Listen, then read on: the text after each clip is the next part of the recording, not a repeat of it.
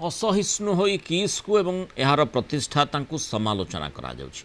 वास्तव में ओडिया जाति पाई गर्व और गौरव डॉक्टर अच्युत सामंत। डॉक्टर सामंत जड़े साधारण व्यक्तित्व नुहंती, से जड़े अंतर्जातीय ख्याति संपन्न व्यक्ति बोली कहते विधायक अश्विनी पात्र।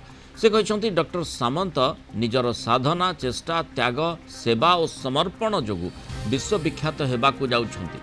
किट किस आम जाति पाई अपरिहार्य, जे प्रतिष्ठाता समालोचना करुछि केवल असहिष्णुता पाई। डॉक्टर सामंत निजर साधना करि चलिछंती एवं साधुता सह जीवन यापन करुछंती। एते बड़ संस्था गढ़िबा केवल तांकर त्याग और समर्पण जोगु संभवपर होई पारिछि बोली से कहिछंती।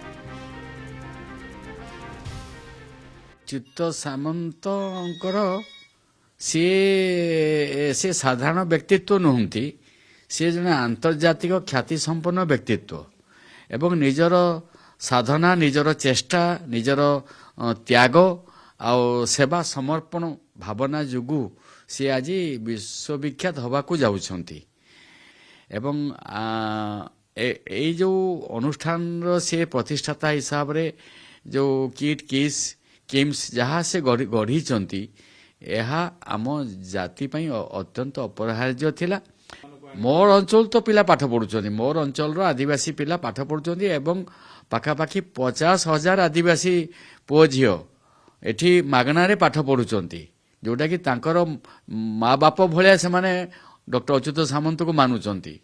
समालोचनार गोटे तार किसी गोटे वास्तवता नथिला भली मु देखे। विभिन्न समालोचना धरंतु भी कहीं करुच्ची, एक हेले असहिष्णुता, आउ द्वितीय कथा होची जे जने लोकर जो उत्थान घटुची, उत्थान घटुला बेले आमे ताकू एनकरेज करवा कथा, ताकू उत्साहित करवा कथा, आहरी आहरी स्तर को जाकि बड़ व्यक्तित्व हासिल करंतु।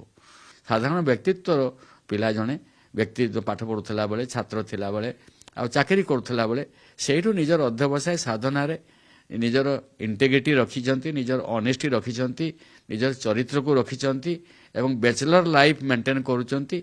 एपरी जने व्यक्ति जे कि आज ओडिशा रो गर्व और गौरव एइथिपाई जे एते बड़ अनुष्ठान से गढ़ी पारिछंती।